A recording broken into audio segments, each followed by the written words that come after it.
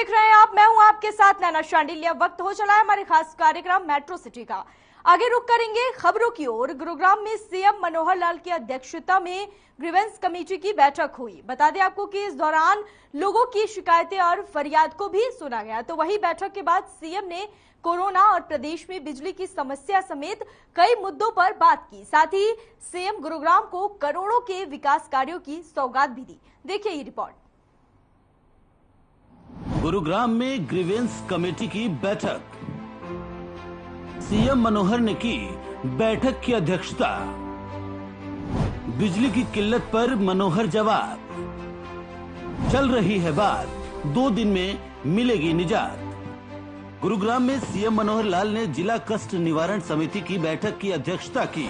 बैठक में कुल 18 शिकायतों को सीएम के सामने रखा गया, जिसमें से 13 शिकायतों का मौके पर ही निपटारा कर दिया गया। इसके साथ ही सीएम ने गुरुग्राम को मनोहर सौगात देते हुए कहा कि लेजर वैली पार्क में जीएमडी 6 करोड़ रुपए खर्च कर सौंदर्यीकरण का काम करेगा। साथ ही गुरुग्राम को अतिक्रमण मुक्त भी बनाया जाएगा। आज लोक संपर्क की जो हमारी कस्टमर की मीटिंग, इसमें कुल 18 कंप्लेंट्स मिली थी।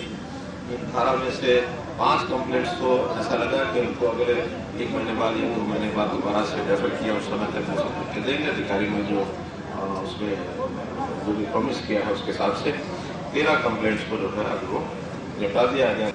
फरूख नगर में कन्या पाठशाला की कमरे बनाने का एक प्रोजेक्ट एजुकेशन डिपार्टमेंट ने पास किया है। 20 दिन के बाद वहाँ काम जो है शुरू हो जाएगा। गाड़ौली खुर्द में प्रदूषण फैला रही 2 यूनिट्स लगी हुई हैं। जीन्स की और कपड़े बनाने की जो धुलाई का वो काम करते हैं, तो उनको क्लोजर नोटिस दिया हुआ है। तो आज आदेश कर दिया कि उनको इसको क्लोज करने के लिए आज शाम तक ही उसका वो एक्शन लें, इस प्रकार करें। इसके अलावा प्रदेश में व्याप्त बिजली की समस्या पर भी खुलकर सीएम ने जवाब दिया। सीएम मनोहर ने कहा कि प्रदेश की जनता को 2 दिन के भीतर बिजली की समस्या से छुटकारा मिलेगा। बिजली कंपनियों से विवाद के मसले पर सीएम ने कहा कि बिजली कंपनियों के साथ किसी तरह का कोई विवाद नहीं है और मैंने खुद अडानी से फोन पर बातचीत की है। वैसे तो हर साल होती है, सब प्रांतों में होती है, यहाँ भी थोड़ी शुरू हुई है। अडानी का एक डिस्प्यूट है, मैंने स्वयं कल बात की है अडानी से, तो 22 को या 23 को मुझे तक मीटिंग होने वाली है। तो थोड़ा बातचीत करने के बाद लगा है कि जल्दी उसको सॉल्व करेंगे, क्योंकि शॉर्टेज के जब दिन होते हैं तो पावर कंपनी जो है खुले में बिजली बेचना शुरू करते हैं, बहुत महंगी बिकती है उनकी, और जब स्पेयर होती है उसमें सस्ती भी लेते हैं हम। लेकिन आजकल चूँकि महंगी का अगर समय है तो छोटे मोटे झगड़े करने के बाद कैसे डिस्प्यूट खड़े किए जाए, ये पावर कंपनी सरकारों के साथ करती है। लेकिन मुझे लगा है कल जो मेरी बातचीत हुई टेलीफोन पर कि एमिकेबली 1-2 दिन के बाद ही। सीएम ने ये भी कहा कि गर्मी के दिनों में बिजली की खपत बढ़ जाती है, इसलिए बिजली कंपनियां महंगे रेट पर बिजली देती हैं।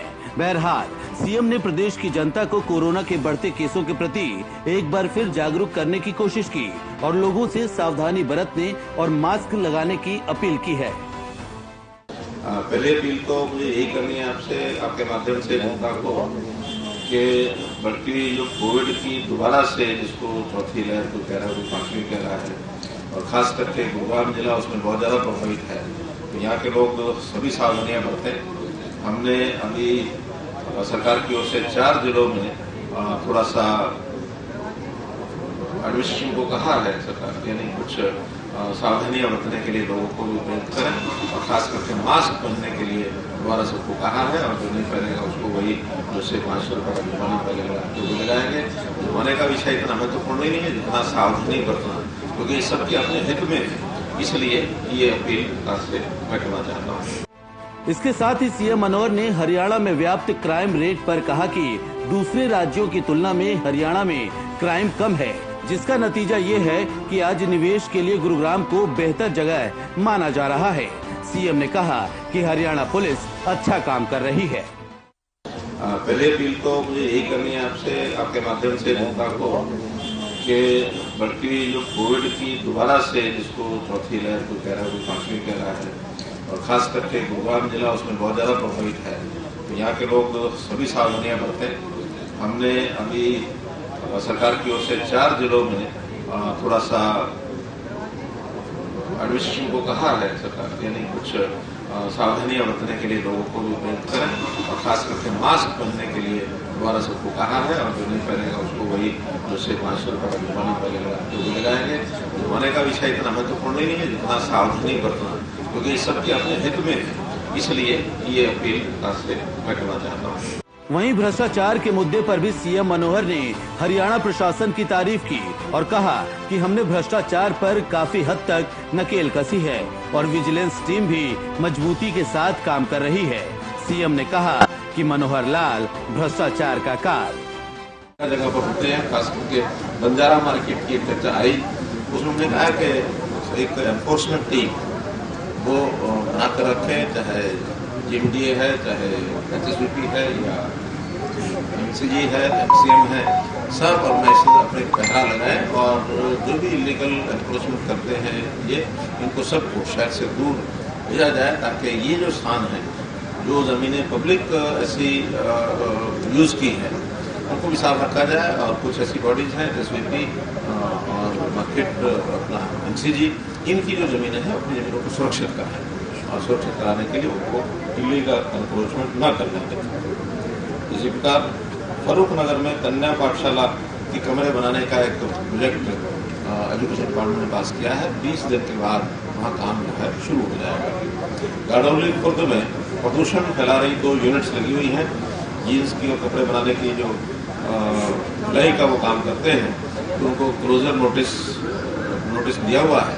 तो आज आदेश कर दिया कि उनको इसको क्लोज करने के लिए आज शाम तक ही उसका वो एक्शन लें, इस प्रकार का आदेश जारी किया है। एक जानकारी आपको देनी है कि यहाँ RWS का एक बड़ा सेमिनार हुआ है 29 अप्रैल, स्वयं उसमें रहूँगा। तो जो भी RWS की जितनी कठिनाइयाँ परेशानियाँ हैं किसी भी भाग से जुड़ी हुई, वो सब उस सेमिनार से खुल करके चर्चा होगी और सेमिनार में उनकी समस्याओं को हल करने के लिए जो भी कोई नए प्रावधान करने पड़ेंगे वो सब प्रावधान किए जाएंगे। इसके साथ ही सीएम ने बताया कि गुरुग्राम में 29 अप्रैल को RWA की समस्याओं के निराकरण के लिए सेमिनार लगाया जाएगा, जिसमें खुद सीएम RWA के लोगों से बात करेंगे। वहीं सीएम ने यह भी बताया कि गुरुग्राम के दौलताबाद में औद्योगिक क्षेत्र बनाने को लेकर भी आदेश दिए गए हैं, जिसका असर जल्द देखने को मिलेगा। गुरुग्राम से हर खबर के लिए ब्यूरो चीफ प्रवीण शर्मा की रिपोर्ट।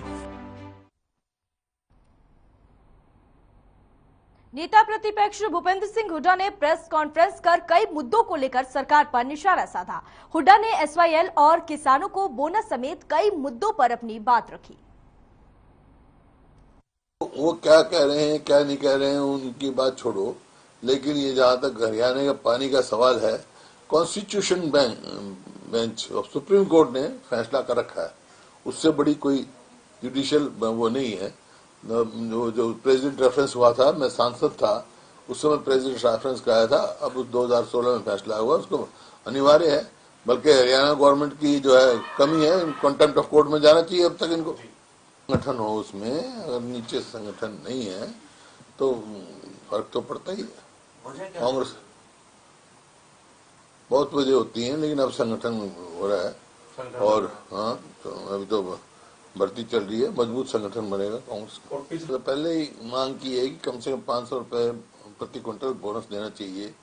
और जो जिस तरह से खरीद हो रही है उसमें भी किसान को और आड़तियों को बड़ी भारी समस्या हो रही है। मंडी में जो खरीदते हैं और उसकी लिफ्टिंग नहीं हो रही और FCI तक ना पहुंचे, गोडाउन तक नहीं पहुंचता, क्योंकि उसके पहले पेमेंट नहीं होती।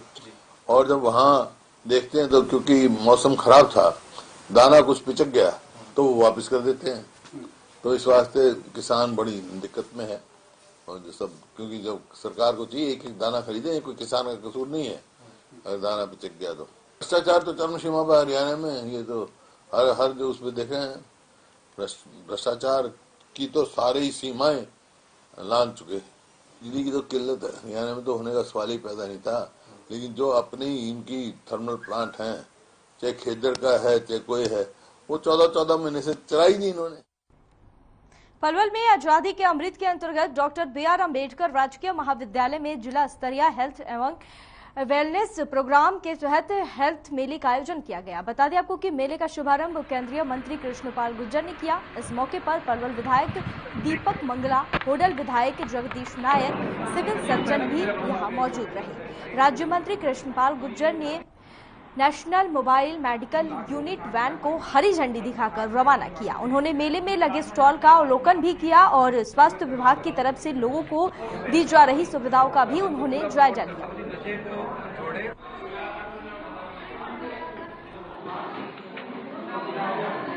भारत सरकार के जो 4 साल पूरे हुए आयुष्मान भारत योजना के उस वर्षगांठ के इस अवसर पर ये मेला लगाया गया, स्वास्थ्य मेला। इसके अंदर सभी लोग जो आयुष्मान भारत के बेनिफिशियरी हैं उन्हें कार्ड बनाकर दिया जा रहा है। स्वास्थ्य के सभी स्पेशलिस्ट इसके अंदर उपलब्ध हैं।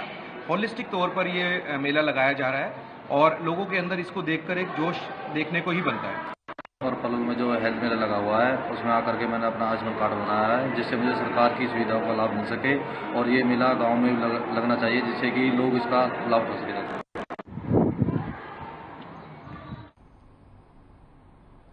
मुख्य सचिव संजीव कौशल ने वीरवार को चंडीगढ़ में एयर क्वालिटी मैनेजमेंट नियंत्रण को लेकर आयोजित बैठक की अध्यक्षता की। उन्होंने कहा कि इस वर्ष खेतों में पराली को नष्ट करने और पर्यावरण को दूषित होने से बचाने के लिए 5 लाख एकड़ भूमि पर पूसा डिकम्पोजर दवाई का छिड़काव किया जाएगा। वहीं इसके अलावा प्रदूषण को नियंत्रित करने के लिए और भी कारगर कदम उठाए जाएंगे ताकि लोगों के जीवन पर इसका दुष्प्रभाव ना पड़े। साथ ही सड़क और खुले क्षेत्र में उड़ने वाली धूल को नियंत्रित करने के लिए एनसीआर में 17 धूल नियंत्रण और प्रबंधन सेल स्थापित किए गए हैं।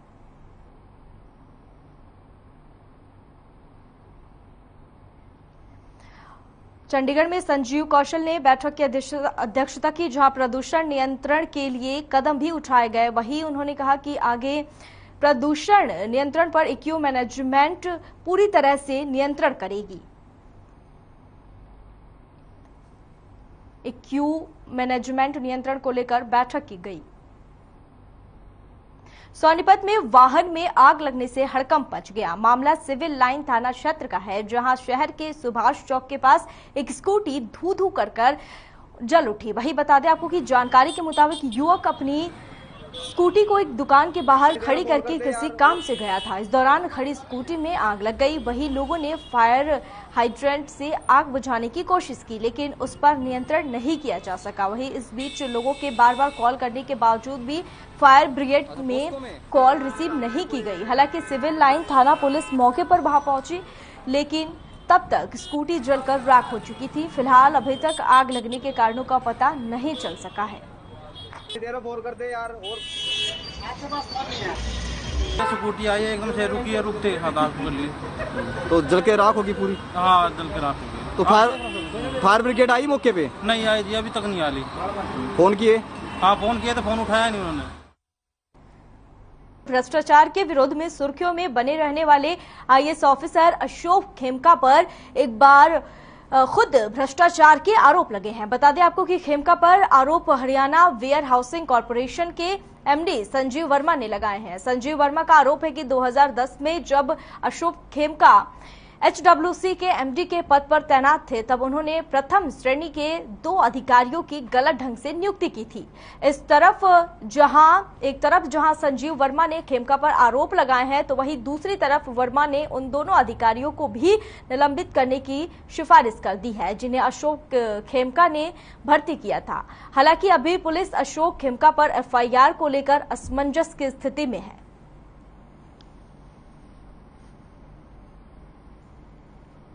एचडब्ल्यूसी के संजीव वर्मा ने अशोक खेमका पर आरोप लगाए हैं। वहीं ग्रामीण क्षेत्र में बिजली आपूर्ति में कमी से परेशान बाडरा क्षेत्र के 6 गांवों के हजारों उपभोक्ताओं ने काकरडौली सरदारा नजदीक बिजली घर पर प्रदर्शन किया और बिजली अधिकारियों के समय पर न पहुंचने पर बाडरा से भिवानी रोड पर जाम भी लगाया। इससे दोनों तरफ वाहनों की लंबी कतारें लग गई। इस दौरान मौके पर पहुंचे एसडीओ और थाना प्रभारी ने पहुंचकर स्थिति संभाली और उनके आश्वासन पर ग्रामीण शांत हुए और आगामी 24 घंटे में सुधार न करने पर उपमंडल मुख्यालय पर धरना देने का अल्टीमेटम भी दिया है।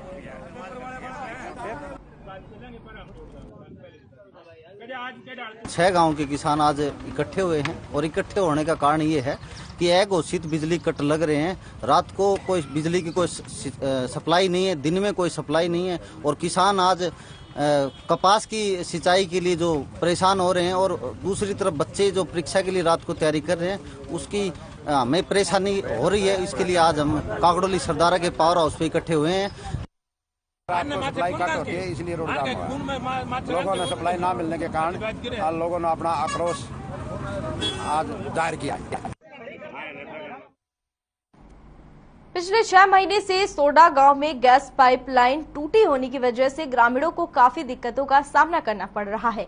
वहीं लोगों का यह भी कहना है कि इससे गांव में गंदा पानी सप्लाई हो रहा है और पिछले करीब 1 साल से वह इस समस्या का सामना कर रहे हैं और वही इस कारण उनकी दुकानों में दरार आ रही है। बता दें आपको कि जानकारी देते हुए ग्रामीणों ने बताया कि उन्होंने इसे लेकर गृह मंत्री अनिल विज का भी दरवाजा खटखटाया और उन्हें दिसंबर महीने में एप्लीकेशन भी दी थी, लेकिन उसके बावजूद भी इस पर कोई अमल नहीं किया जा रहा है।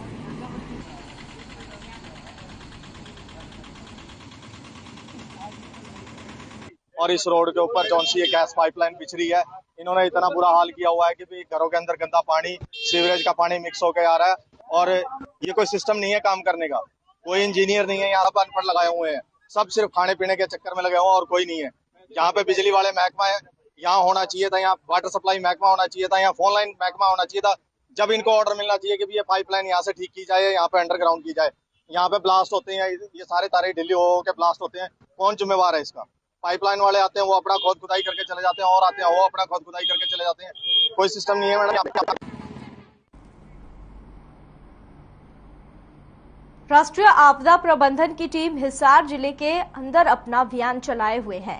उसी के तहत आज एनडीआरएफ की टीम गांव माजरा की आईटीआई में पहुंची और वहां पर छात्र छात्राओं को राष्ट्रीय आपदा के समय किस प्रकार लोगों की जान बचाई जाए इसके बारे में विस्तार पूर्वक सिखाया गया। वहीं एनडीआरएफ के इंस्पेक्टर सर्वेश ने कहा कि हमारी टीम के जरिए माजरा की आईटीआई में पहुंचकर आपदा प्रबंधन के बारे में बताया गया और बच्चों को बताया गया कि अपने आप को किस तरह से राष्ट्रीय आपदा के समय सुरक्षित रखा जा सकता है और दूसरों को भी हम कैसे सुरक्षित रख सकते हैं और किस तरह से हम दूसरों की मदद कर सकते हैं। इन तमाम चीजों को लेकर उन्होंने जानकारी दी।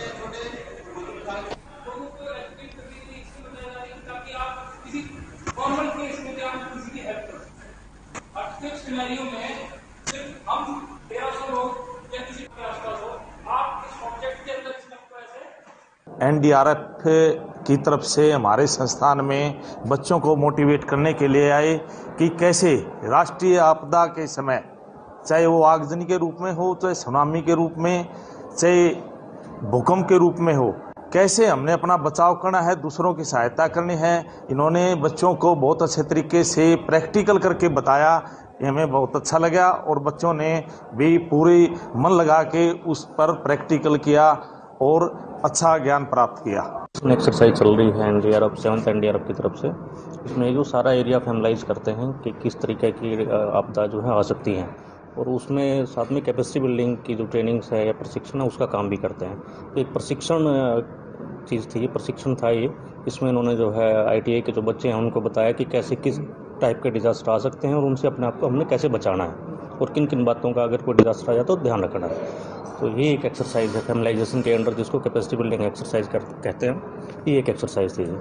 ये 15 अप्रैल से शुरू हुआ था डिस्ट्रिक्ट हिसार में और 26 अप्रैल तक चलेगा। श्री रवि कुमार पंडिता जी सेनानी महोदय के दिशा निर्देशा के अनुसार यहाँ पे 12/4/2022 से 26/4/2022 तक एरिया फैमिलाइजेशन फेमेक्स एक्सरसाइज के दौरान स्कूल, कॉलेज और यूनिवर्सिटियों में जाके एसएसपी और सीएफपी प्रोग्राम को ऑर्गेनाइज करना और साथ ही साथ यहाँ के जो भी लोकल प्रशासन हैं उनसे कोऑर्डिनेट करना और साथ ही कुछ सेफ्टी रिगार्डिंग प्रोग्राम को भी ऑर्गेनाइज करना। जैसा कि मैंने आईटीआई माजरा प्याऊ में आकर एक प्रोग्राम ऑर्गेनाइज किया जो स्कूल सेफ्टी के रिगार्डिंग था।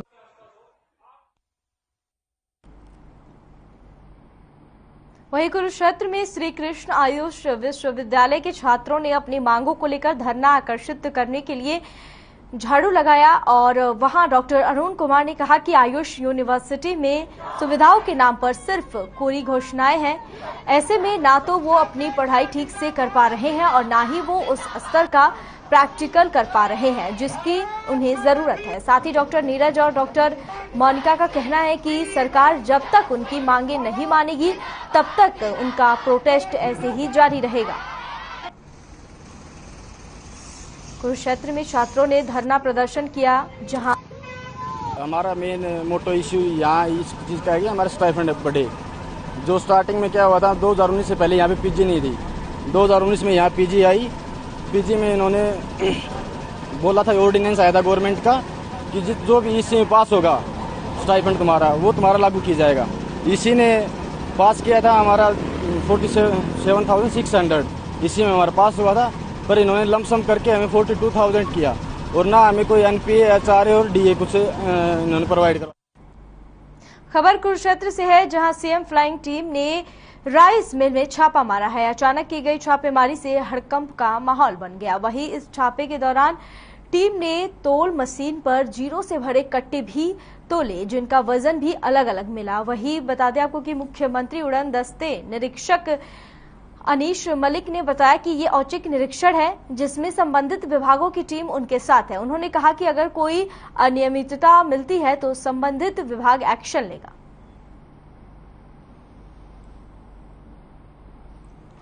सीएम फ्लाइंग टीम की बड़ी कार्रवाई, जहां सीएम फ्लाइंग टीम को चेकिंग थी तो कंसर्न डिपार्टमेंट साथ लिए गए हैं। यदि यहाँ कोई अनियमितता पाई जाती है वो चेक कर रहे हैं, उसके अगेंस्ट वो संबंधित विभाग अपने एक्शन लेंगे।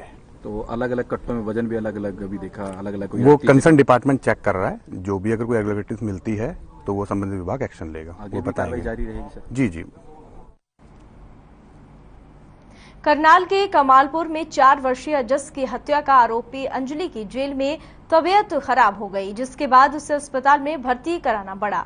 उसे मनोरोग विशेषज्ञ से इलाज करवाया जा रहा है। मनोरोग डॉक्टर ने करीब 45 मिनट तक इसके स्वास्थ्य की जांच की। मनोरोग डॉक्टर से जांच के बाद अंजलि को प्रसूति कक्ष में लाया गया। बता दें आपको कि हत्या के आरोप में कोर्ट के आदेश पर अंजलि करनाल की जेल में न्यायिक हिरासत की सजा काट रही है।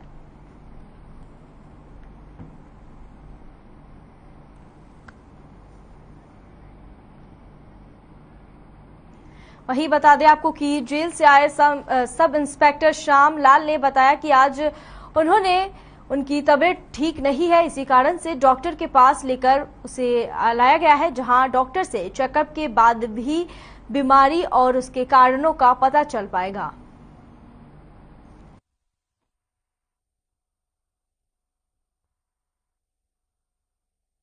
सर वो बीमार थे, उनको दिखाने के लिए डॉक्टर को। अभी वो चेकअप वगैरह जो भी करेंगे वो रिपोर्ट बाद में जैसे ही आएगी वो बता दी जाएगी। कैसी तबीयत वगैरह कैसे एकदम से बिगड़ गई?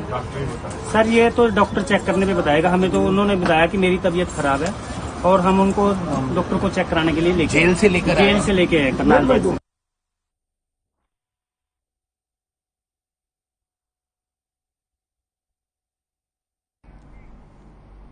फिलहाल के लिए इस बुलेटिन में बस इतना ही। मुझे दीजिए इजाजत। देखते रहिए हर खबर।